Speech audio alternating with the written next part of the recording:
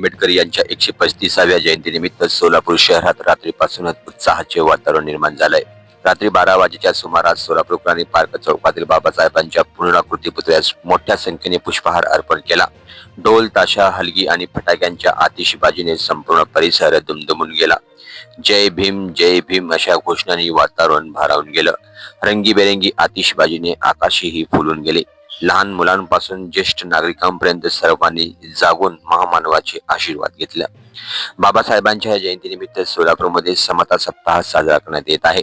या सप्ताहभरात विविध सामाजिक उपक्रम, सांस्कृतिक कार्यक्रम आणि शैक्षणिक स्पर्धा राबवल्या जाणार आहेत।